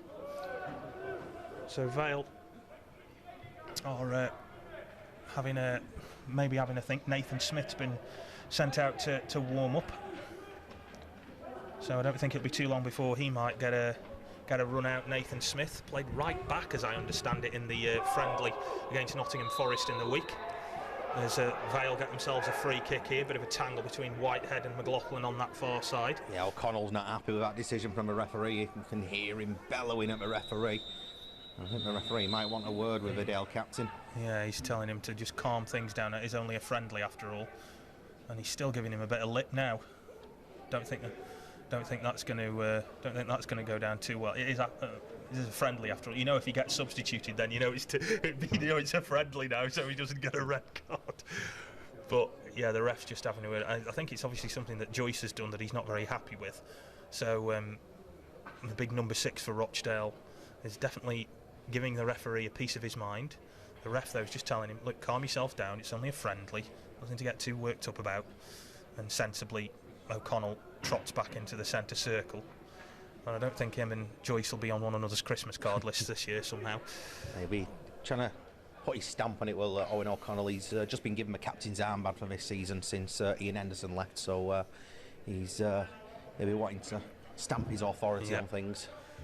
Well, he looks a leader, I'll give him that. He's out there, he's been issuing instructions, he held that Rochdale defence together well this afternoon. Vale leading 1-0, 55 minutes gone here at Vale Park in this pre-season friendly. Worrell over the ball with this free kick. Brisley, Mamou, Rodney all in there, leg again at the back post. Make that sneaky little run in towards the back again. Worrell goes long, it might find its way towards leg, it's headed away. The referee has pointed to the spot again.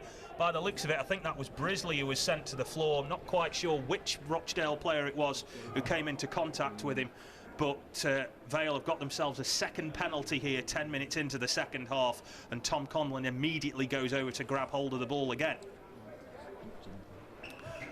And it just seemed to be a coming together of ways there. Well, just watching a replay of it here, and it's Jim McNulty who's he's been adjudged to have pulled the shirt. It looks a little bit soft, but it's good being up here and having the replays. It's like the Premier League. It's great, this.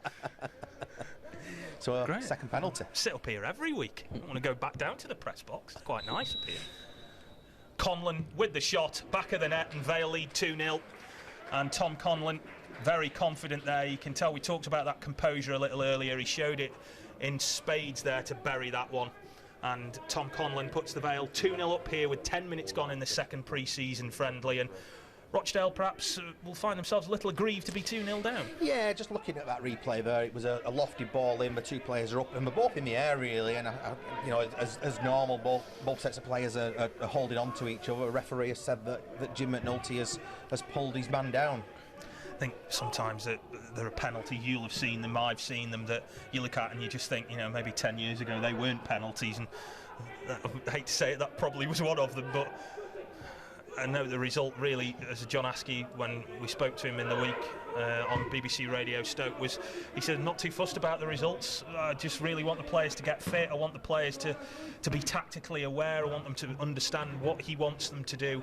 And so far today, they have been second best in terms of possession, but they have, when the time has come, been clinical. And they've also got their goalkeeper to thank for 2 outstanding saves in the first half, which means that they're 2-0 up. But Visser not really had too much to do in this second period so far. No, the changes that John Askey's made just seem to have given Port Vale just a little bit more impetus going forwards. Well, McLaughlin there going in a touch heavy on Conlon, so Vale have a free kick out on their left, and certainly working perhaps a little bit better now. Worrell swinging those in-swingers in towards the head of Rodney, who, I've got to be honest, looks a bit more comfortable as a centre forward than he did playing out wide. I don't think it's going to be too long before there's some changes made by both Rochdale and Vale. Yeah, Paul McShane and Aaron Morley are getting final instructions down there.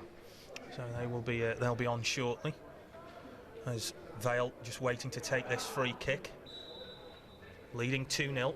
Worrell takes it short, goes for Fitzpatrick, who tees it up here for Conlon, who tries the shot. That's a great save by the goalkeeper, but a well-worked routine from Vale. Conlon was picked out well, first by Worrell, then Fitzpatrick, and his shot was arrowing into the top corner before the goalkeeper palmed it up and over the bar. Yeah, Rochdale were a little bit slacking there. I don't think they were expecting that ball to come across like it did, and he said it was a dipping shot, which Bazunu had to just get it over. Scored a similar one from a bit further out against Yeovil a couple of years ago, Tom Conlon, like that. Worrell's corner, whipped in, up towards leg, gets a looping header on it, goalkeeper shouts, comes out for it, no real challenge on him, and Vale let another one go in. But since getting that second goal, Vale do look a lot more confident now, and it's amazing what goals can do, even in friendly situations. And I think Vale do sometimes look a team like that when they get a goal, they change completely and become a much more confident side. Because the confidence has just stepped into them, particularly in this second half. Like I said, them changes I think have been the catalyst for that. Well, Amu and Joyce would probably be very unlucky not to start the opening game as Rodney tries to use his muscle to get around Ryan, but Ryan, with all his experience, just did well enough there to fend him off, and you could see that's years and years of playing at this level and above, that he knew exactly what to do to stop a bigger, more powerful player getting round him there, Ryan. Yeah, it was a mismatch, weren't it, in terms of the strength, but his experience shone through. Well, here's Ryan again, right-footed short pass in field now. Looking for Newby. Newby now going back to McNulty. Tried to pick out the run of Keohan down the left. Mills intercepted. Hits it long. Looks for Rodney again, who Vale are looking at as that outlet now. And again uses his power to get the better of O'Connell. Sends a ball out to the left. It's a good ball as well from Rodney to pick out Worrell, who might think about putting this onto his right foot. Instead, he just tried to outside foot it with a low ball in towards Whitehead, and Rochdale clear. And now Newby takes off down the right, and maybe the wrong decision there from Worrell. I think it definitely was the wrong decision, and they had options, did Port Vale, and Dale looked like they could have been caught short. Rochdale come forward again. Doan trying to get it onto his left foot, thinking about the shot. He was definitely thinking about that, but then thought better of it. Ryan, who might think better again on his right foot, tries a long one. Visser just dives to his left, lets it go wide. He does remind me a lot of goalies you used to get at school who will dive for no discernible reason sometimes. But he's done well today. Rochdale now going to make 4 substitutions. Kind of like Barry Fry's in charge. So let's have a quick look at that team sheet. Martin, you may have to help me here, because I'm not going to know all of these. At least they've got the right numbers on, unlike Blackpool did the other week. So Bazzuno's come off. Yeah, so Bazzuno's come off and Jay Lynch is on. Aaron Morley and Paul McShane are coming on, as is Quadro Bar. So Matty Doan's off for Quadro Bar. Owen O'Connell's off for Paul McShane. Jimmy Ryan has also come off. So I'm just going to see how, because Aaron Morley's been playing as a central defender in some of the pre-season games, but I think he's going to sit into his more natural position of a defensive midfielder. So he's going to it is a light for light with Jimmy Ryan coming off and Aaron Morley going on. Paul McShane's gone in there with light for light with where O'Connell was. Quadro Bar will just go on the left-hand side, and he caused loads of problems for Stockport last week, did the youngster. Well, Vale have made a couple of changes in that as well. Nathan Smith has come on, Leon Legg has gone off, and that is again a like-for-like change, and another like-for-like change up front for Vale as well. Tom Pope is now on. Vale's number 9 is on in place of Devante Rodney, but the formation going to kind of stay the same. Sean Brisley lets that one roll over his shoulder, hoofs it back up over his head, and it's cleared up towards Pope. First touch for him now, as he's sent to the floor by McShane, but a high ball looks for a moo on the left, and will roll back to the goalkeeper, who Martin tells me is Jay Lynch, but is on the team sheet unfortunately is Jay Lunch. So I did assume that he would come on with, like, you know, a filet mignon or something, but no, as Joyce tries to get the better of Tavares, and here's Barr looking for the run of Dooley now on the left. Mills has gone to head him off, clipped into the penalty area. Here's Barr, rolled back now to Morley, finding its way to Lund, edge of the penalty area. Rochdale passing it round well, but Vale keeping them at bay at the moment. Brisley takes the ball away from Tavares, who looks like he's picked up a knock on his foot from that tackle from the Vale centre-back, and he's down and might need a bit of treatment himself. Vale sending a couple more subs out to warm up. Alex Hurst and Dan Trickett-Smith going out there, as well as Adam Crooks, who's out there at the minute. And Rochdale have got a corner. Yeah, Quadro Bar, he's an all action. He'll just keep going forward. He'll take defenders on, and he's only 17. He just won't be scared of anything. Well, that's a poor corner, I think, from Morley, and it was easily dealt with at the near post by Conlon. Second bite to the cherry from Morley, though, and it goes. Zach Mills athletically heading it out. Low shot coming in from distance there from Newby. Rochdale picking up on the clearance with McLaughlin. Vale have not really got any runners now. That Pope is certainly not going to chase down the lost causes the same way that Rodney did. He will make the ball stick a bit more, I think, but he isn't going to be he's not going to run the channels, so Rochdale may have a bit more time at the back at the moment. McShane, ooh, heavy touch from him, nearly gave it to Worrell, and Rochdale though let off on that occasion, and they get the chance to come forward again. 64 on the watch here. Vale leading 2-0 in this pre-season friendly as Morley angles it out to the left now, looking for the run of Keohane, can't keep it in, and out it goes into touch for a goal kick. He's got a great range of passing as Aaron Morley. Just slightly got too much onto that one, and Jimmy Keohane just didn't have the legs to get on the end of it, but he will pick out a pass, will Morley. So Vale have themselves a goal kick. We've got one or two messages from other people who are listening. Alex is in Birmingham listening today, and one or two others as well. I'm just going down. I've actually just gone down the list. There's been quite a few actually. I'm trying to pick out. If I don't mention you today, I'm ever so sorry. We can't like go through the phone book, I'm afraid, and mention you all. But if you are watching and listening, then welcome to this commentary with myself, Phil Bowers, and Martin Culshaw. Port Vale 2, Rochdale 0. Here's Barr now, down the Rochdale left, gets into the penalty area. He's thinking about the shot here, tries to tee it back in. There's a penalty there, surely. It was an absolutely thumping effort from Lund. Matty goalkeeper was up. Well, he's hit it that hard. I think it's gone flying into the net and come back out again. It's actually bust the net, and Myland will be mightily disappointed that won't count, because he really did get hold of that one. But Barr was certainly upended in there. Yeah, but, it was Mills, I think, who took him down. But yeah, if I was Matty Lund, I'd be really annoyed now. He went straight to the referee saying, "Can we not just have the goal?" Yeah, can we not just have that? And I don't blame him, to be fair. It's a really good hit. Visser, though, who's done well so far. He's come up with 2 really good saves. Will now have to face a penalty. Well, if he saves a penalty, and he's had a very good afternoon, Dino Visser. It's going to be Morley will take this one for Rochdale. Right-footed, 66 gone. Vale leading 2-0. Could be 2-1 in the next few seconds. Visser, can he enhance his reputation a bit more? Morley with the shot, tries it and buries it in the back of the net. Visser went the right way, but there was a bit too much power on it from Morley. Just fired it low past the goalkeeper, and it's now 2-1 to Vale, and Morley with the goal from the penalty spot for Rochdale. Yeah, very good from Aaron Morley there, and like you said, the keeper's guessed the right way, but it was low, it was powerful, very difficult for a goalkeeper to get down to that, and well, it's game on. I've just got to mention my usual co-commentator who's listening in here or watching in, and he said earlier on in a message to me that it's like watching his wife or listening to his wife out on a date with another man. So he's a bit jealous that he's not here today. But well, if you'd like to go to Burnslam's finest fish and chip shop after the game, I'm sure I'm spring for that. There is one. Yeah, there is. I tell you, if you've never been to High Lane Oatcakes, I'll take you up there and give you a bacon and cheese oatcake. You'll never want to go back to Rochdale. Oh, what? Here's a moo. Pings the ball up towards the catches a deflection into the arms of Lynch. I want to call him Lunch now. I'm sorry, but it's what's on the team sheet. When I look down, I see Jay Lunch, and I just want to call him that. He's not the biggest of keepers in Jay Lynch, but he's got one hell of a kick on him. Lynch. Yeah, he's got a really massive kick on him when he gets his boot behind it.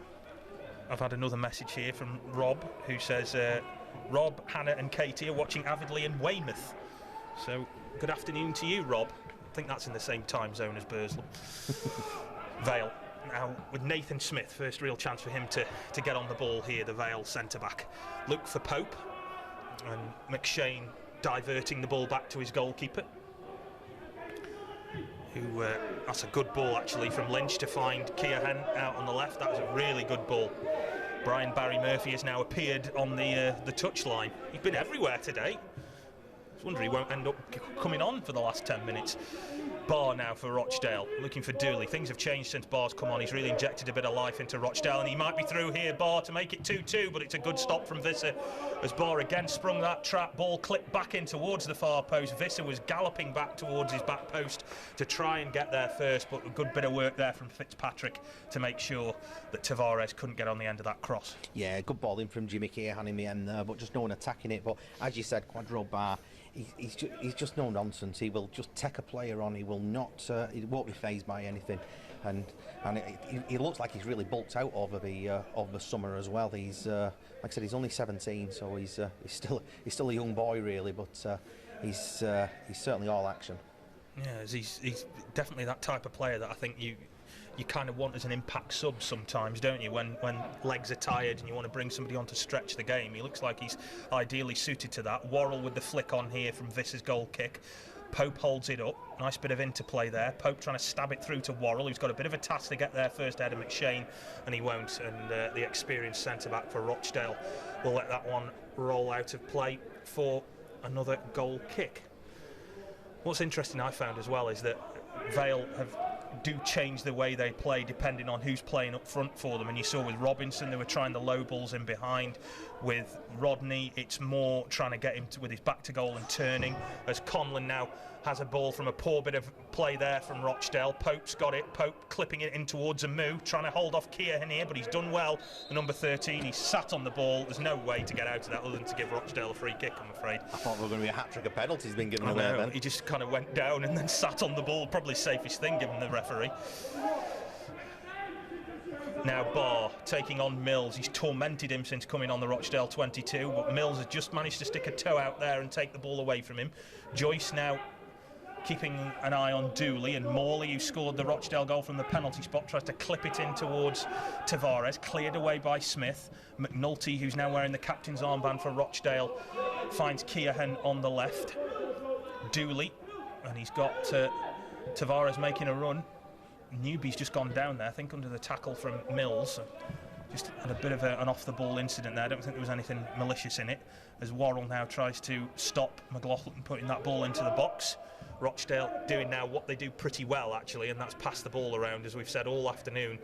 When they do get the chance to pass coolly and calmly and composedly, they do it very well. Vale have just escaped from their clutches at the moment, though, as Worrell has gone long and he's gone looking for a Moo, and Lynch has come a long, long way to deal with this one, and he got there ahead of a Moo, and less confident goalkeepers may have stayed back and a Moo would have been through, but that was a good piece of work there from the goalkeeper. And Moo might get another chance here, though. He's all on his own at the moment. He's got Mills on the overlap to the right. He picks him out. Pope needs to make up a bit of ground into the middle. He rolls it back for Pope. It wasn't great there, but Pope tries the shot, took a deflection off McShane, and over the bar it goes for a Vale corner. Yeah, it was a mistake by Aaron Morley in the build-up to all that. He just put a straight pass, and it just sprung the counter-attack for Port Vale. And Tom Pope does what Tom Pope does. He gets in there, and it's a good block, but it's a corner ball. Oh. Pope will be eager, I think, to get some goals and to get some fitness in. As I say, he's got that 6-match ban looming over him at the start of the season, and he is trying to get minutes in, so as he's not too far behind by the point that he becomes available again. As Worrell puts that corner in, goalkeeper comes out, gets a half-decent punch on it. I think he'd have liked a bit more purchase on it, but he did as well as he could as Joyce intercepts that clearance. Adam Crooks is going to come on for Port Vale.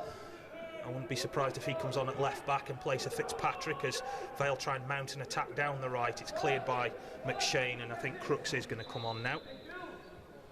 And the downside of this is we don't have an electronic scoreboard.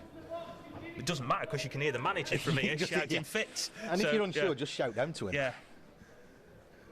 Well, Fitzpatrick is perhaps, you know, if this was a league game now, he's just I'll just walk off the pitch round the far side. I'm not bothered. And Crooks has come on. Kind of keeps the ball moving, but I've never seen people like that making urgent substitutions in friendlies.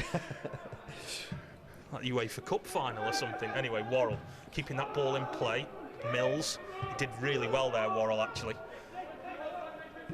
And you do think, looking at Vale's squad depth, that they've got players now who can fill in different positions, but they've also are capable of winning the shirt if needs be. Zach Mills has played today at right back. James Gibbons, who's got a bit of a knock to his knee, would perhaps think he would be first choice right back as that ball played through the middle goes back to Visser.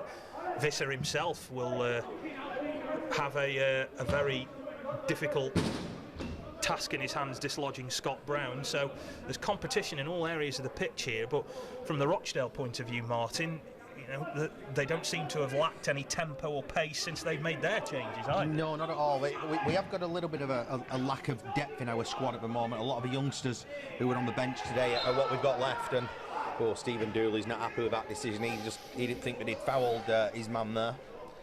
Well, free kick's been given. Conlon, who has probably for me been Vale's best outfield player today. Worrell in the second half in particular has been good, but Conlon has just shaded it for me. I think he's been very, very good on the ball. He's done that kind of role that you want him to do as that deep line playmaker. As Joyce now waiting to take this free kick, everybody's kind of a bit all over the shop at the minute. Nobody's really organised this. Joyce goes long, looking for Pope, flicks it back towards goal, cleared away by Lund, and out it goes for another throw. With 74 minutes gone, Port Vale leading by 2-1, 2 Tom Conlon penalties either side of half time. Port Vale 2-0 up, and then Aaron Morley from the penalty spot has brought Rochdale back into this one. But I think the main thing that the managers, if nothing else, will get out of this is that they've got a much better idea of their team shape, who's in the right condition to be starting the competitive games when they kick in next week. Yeah, exactly. And like I said, we've got to go to Huddersfield on next Saturday, which going away to a championship side is always going to be difficult.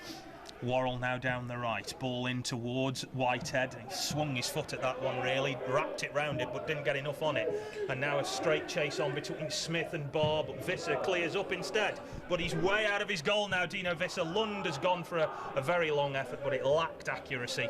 And Visser, well, anything that you can do, Jay Lynch, I can do just as well. So he came scampering out there, Dino Visser, and clattered into the ball, got rid of it, and I think he did Nathan Smith a bit of a favour because he was struggling to keep up with Barr there. But Barr was away there, and if a goalkeeper hadn't have been on it there, he would have got caught out by the youngster. But Matty Lund, he will feel he should have done better. You know he can strike a ball after the one when he scored from a penalty. Well, Vale have made a change here. Tom Conlon, who's had a really good game today, coming off. Dan Trickett-Smith coming on in place of him, who will kind of play as a number 10. And a sub for Rochdale, Martin. That was Kasper Malkowski, who's only he's a first-year scholar, I think he is. He played really, really well when he came on against Stockport last week. Richie Bennett playing that game for Stockport by any chance? Because he kind of left here quite abruptly halfway through last season. So I'm not sure because, like I said, I didn't go to the game last week. I watched it on YouTube, so I didn't get a team sheet. Here's Amu now down the left. Well, with the way they've done all the numbers this year, it wouldn't make any difference. You wouldn't have known him if he'd have walked past you in the street. Brisley. I tell you one thing I really want to see before the end of the game. I want to see Dino Visser undo that man bun and see if his hair is as long as I think it is. Smith goes long looking for Pope. McShane diverts the ball back to his goalkeeper.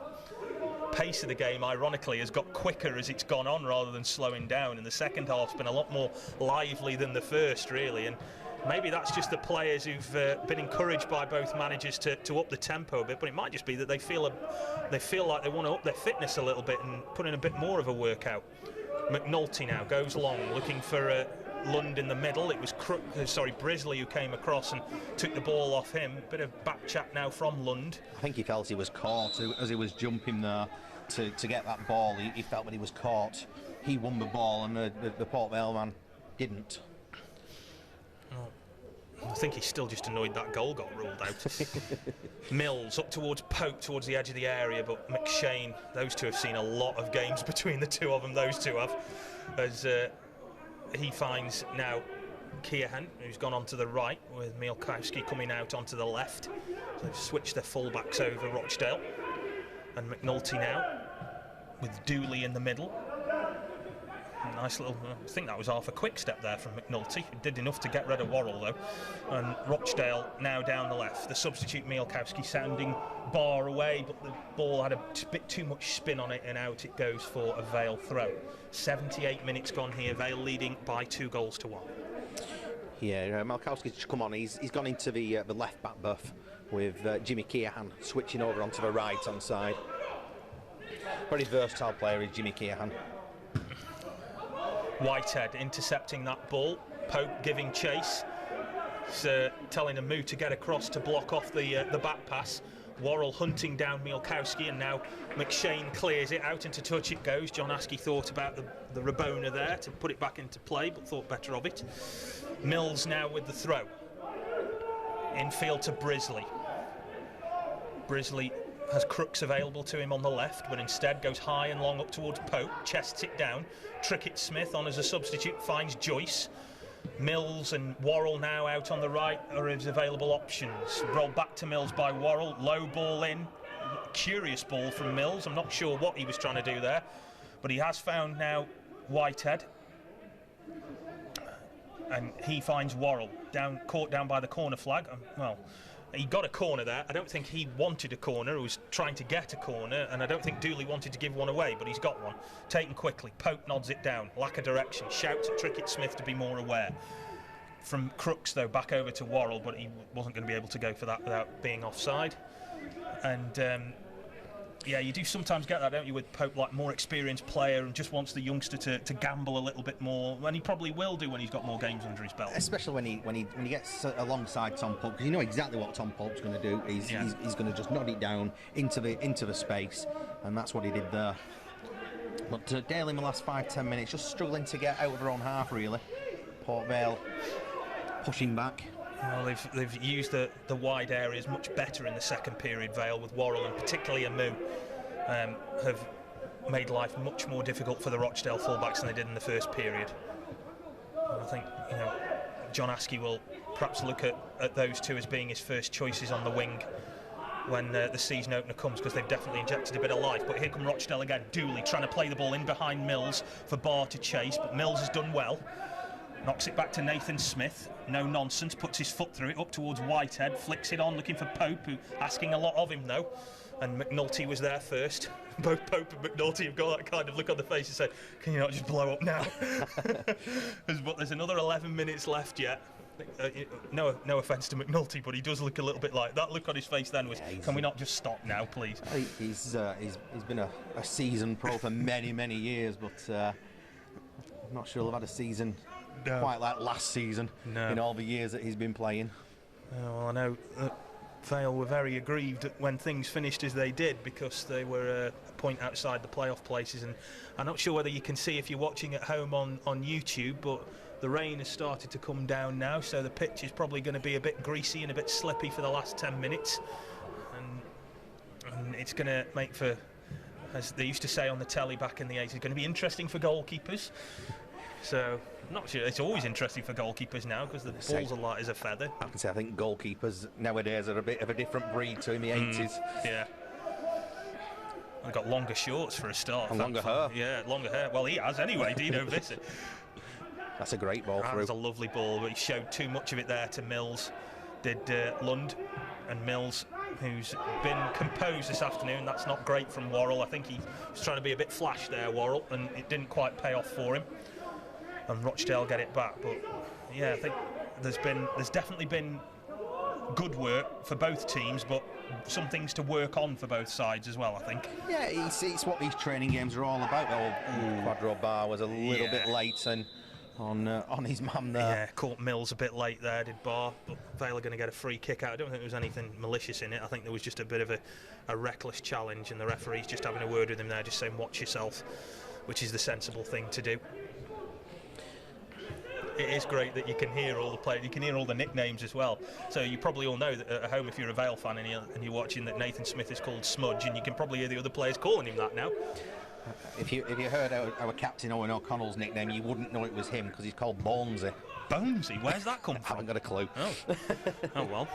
We'll ask him after. I don't think he's in a good mood. Worrell's ball in. There's a header from Amu, and it was saved, and the ball off the line. It's a good save by the goalkeeper. The flag is already up. Lovely cross from Worrell. And it was a great header from David Amu. He was not known for his heading, but he caught hold of that one beautifully, and the goalkeeper did really well to push it onto his post, and then out it went. The offside flag had already gone up by that point. I think he saved a follow-up as well. Yeah. The flag had gone up by that point, but he's a very good shot stopper, is Jay Lynch. And he showed it there, and I think just like Lund was a bit disappointed earlier on that one didn't go. I think David Amu will be really annoyed that one didn't go in because he doesn't get many with his head. Lund's just having to go at the referee because he's just got in his way there as he was about to jump to head that ball. I think this ref will be glad to get out of here at the end of it. 3 penalties, and he's had every player chew his ear off for most of the game. Here's Worrell down the right, bit more space afforded to him now by Mielkowski, and he's gone and he found its way to Whitehead, who tried to just nod it in towards Amu, who has decided, stuff it, I'm going to play centre forward. So Worrell in again towards Amu, and Tom Pope is kind of just saying, what are you doing there? That's my territory. As Crooks puts in a good tackle to stop Tavares scampering away down the right now. About 6 minutes left here, and Vale lead by 2-1. Tavares hasn't been in the game in the second half, really. He was quite lively in that first period, but he's not really seen much of a ball. I think it's been a little bit since he switched flanks, really, because he was very threatening when he was trying to take on Mills, but since he's gone over to the right, he's not looked the same player. So I shouldn't have done that mention earlier on now. My phone keeps going off with people going, can you mention me? Can you mention me? Not checked mine. I've not checked mine since. Let me have a quick look. So hello to Chris Pearl in Birch's Head. He's watching today. Simon, who's in Spain, says it's just started to rain over there. It's just started to rain here, Simon. Can you give the Merrys a shout out? They're watching from home. And Rob says thank you for saying hello to Hannah and Katie. Well, no problem, Hannah and Katie. And funnily enough, this has got to be the most bizarre message I've ever got in a game. Audley Brass Band have sent me a message. And their conductor Tom is watching the match in Devon as here comes Rochdale come through again. Barr tries to knock the ball in. Mills gets it away. So the conductor of a brass band is watching us on holiday in Brixham in Devon wearing a Vale shirt. I've seen everything now. Thank you very much to Audley Brass Band for getting in touch with that. It's going to be it's been a surreal afternoon. Yeah, it very really the ball's not anywhere near in the quadrant. I don't think the ref cares now, to be honest. In towards Barr. All discipline has gone to pot now. Just enjoy the last few minutes, everyone. Here's Tavares picking out Bielkowski, and now Barr, edge of the area, 1-2. Right drop here for Newby, who's created some space, tries the shot. Oh, and that one I think was going in at the far post, had Mills not got in the way. Rochdale really putting the pressure on in the last few minutes. Joyce somehow scrambles it clear, and now Worrell will get it clear, but it's all a bit harum-scarum and scrappy at the moment, and Rochdale probably sniff another goal in this one. Late from Joyce on Barr there.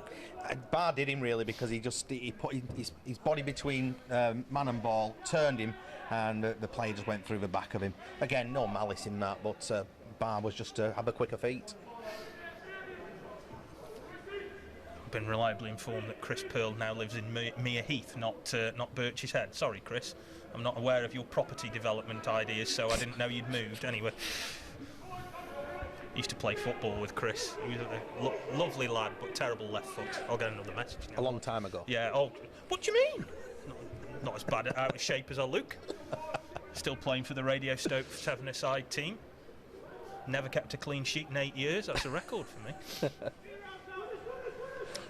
Rochdale got a free kick. Newby is over it, just outside the penalty area. I love how the referee still insisted on using the vanishing spray with all of this. It's not going to matter, it's raining, it's going to disappear in a minute. Oh, look at this. Get back. I love how he's put it down and nobody's bothered with it. It's 10. Get back 10 yards. It's like a military coup. Yeah. Like, what are you going to do if they don't get back 10 yards? Call the riot police. Anyway. Newby eventually will take this free kick. He's going to clip it in towards the near post. It caught Luke Joyce square on in the chops and went behind the goal. Like I say, all semblance of order has disappeared out of this game now. It's got a bit ratty. Short ball taken. Morley clipping it back in. Nodded down. Mills gets it clear. Worrell's going to get hold of it. Nods it into the path of Pope. He's got Amu on the overlap on the left. Picks him out. was thinking about putting the afterburners on, just has to hold it up a little bit, gets to the edge of the area on the left, clips the ball over, looks for Whitehead, got his head to it just as Pope was acrobatically diving in behind him. He mustn't have got a shouter. If he did, he ignored it, and Whitehead just let it roll off the top of his head out into touch for a goal He kick. defended it well, did Whitehead there, because Pope coming in behind was odds on to head that at goal. He'd have buried that Pope, I think. Every time one of those crosses comes in, I think he sees himself at Man City, at the Etihad, not getting around John Stones and heading that ball in. That is one that will live long in the memory. It's been a bit different here today, though, if I'm going to be perfectly honest with you. The rain is now coming down. We can hear it on the roof of the stand. Just over 2.5 minutes left to go. And Vale are leading by 2-1. As I say, concluding their pre-season preparations today. Scunthorpe away in the League Cup next week, and then Tranmere in the EFL Trophy at home as Barr picks up the ball on the left. Late from Worrell, but Barr did enough to step away. He's tried to play it into the path of Dooley. Rochdale playing some nice football here as we head towards the end of this game at Vale Park. Morley, who's scored Rochdale's goal from the penalty spot. Bielkowski feeding Barr, who's really injected some life into Rochdale after they struggled to get to grips with Vale. Whitehead taken to the floor by Lund. Soft, really, a bit innocuous, but it was right in front of the referee, and I think he'd got every excuse to give it if he wanted to, which he chose to. Yeah, Lund just decides to turn away that time and not remonstrate. I don't think Rochdale are going to employ too many more substitutions. I think the Vale have kind of exhausted what they want to do this afternoon as well. Use most of the players you would think are going to be in this squad next weekend, apart from the ones who are missing out with injury, as Mills trying to intercept that through ball. But Rochdale have it back with Newby, and he's got Barr to one side of him, Tavares to the other. Tavares is the easier ball, but he checks inside, he's held it up, he's got it onto his left foot, he's tried the shot, and Joyce, as he so often does, blocks that attempt on goal as Pope and McShane renew acquaintances, but the referee says that's a foul by Pope on McShane, and it'll be a free kick. And I think both of those two they'll have enjoyed that little battle today, won't they? Just They like an that. old school battle. Here's Barr now taking on Mills. He's inside the penalty area to the left. He's trying to get it onto his right foot. He showed far too much of that to trick it Smith. Joyce says, leave it to me. And Peter Kay Stiley boots it all the way up the other end of the pitch. McShane like a salmon there, reaching back and nodding it over Pope's head, but Pope gave it to a Moo. Now back to Crooks. It was a second half sub, as was a Moo. Had that probably best opportunity other than the penalty for Vale, when that header that he had was flying into the back of the net before the goalkeeper saved it. We're into the 90th minute now. Can't think the referee's going to think too much about stoppages in this, as Worrell brings it down onto his chest. Referee looks at his watch. No, he wants the full measure out of this, doesn't he? Smith now for Vale, finding Brisley out to Crooks on the left. Well, I don't think anybody's done their chances of being in the starting lineup for Vale on the opening day any harm. And Rochdale certainly put in a good account of themselves. Been really impressed with their midfield as well today, Rochdale. They've, particularly in the first half, they controlled things pretty well. I think, It's probably one of our stronger points at the moment with his squad, is our midfield. Worrell trying to get the better of Mielkowski, but can't. Barr again, who's tormented Mills since he's come on. He just perhaps lacks a little bit of control sometimes, Barr, but as I say, makes up for that with pace and power, and Pope angry with himself for letting McNulty get the better of him. And Rochdale come away with it again. Lund trying to pick out Tavares. He's been a shadow of the player he was in the first half, and he's not going to get to that one ahead of Crooks either. Can't think we're too long off the final whistle now. The assistant referee gives a throw Vale's way, and the ref looks bored now as well, doesn't he? All the players have just stopped. Yeah, it's kind of like, come on, ref, it's raining. Had enough now. He wants his pound of flesh, doesn't he, the ref? Come on, that's one watch he's looked at and another. Come on, Pointless is on in half an hour. Anyway, McNulty. Finally. So the final whistle does eventually go. The referee did want to string it out, I think. But Martin, overall, I think both sides will be happy with what they've seen. But again, a bit of room for improvement for both of them. Yeah, result aside, from a Dale point of view, it's a good workout from Brian Barry Murphy's side. He'll have learnt a lot from that. And like we said, the starting 11 today was probably about as strong as we've got at the moment. Paul McShane might be in that starting 11 ahead of maybe Jim McNulty, I'm not sure. But Brian Barry Murphy now, he knows what he wants. He'll have one or two eyes on players that he wants to bring in as well, and perhaps we'll see something in the next week before we head to the John Smith Stadium next Saturday. Martin, thank you very much for being part of the team this afternoon and bringing us this commentary. It's been a pleasure to have you. It's been a very surreal afternoon. It has been. It's my first behind closed doors game, so it's a little bit strange. It's been a bit odd, but thank you very much, and thank you very much at home, or as we found out from plenty of you this afternoon, wherever you happen to be. Thank you very much for joining us. That's the pre-season more or less done with. We'll see you when the season starts. Bye.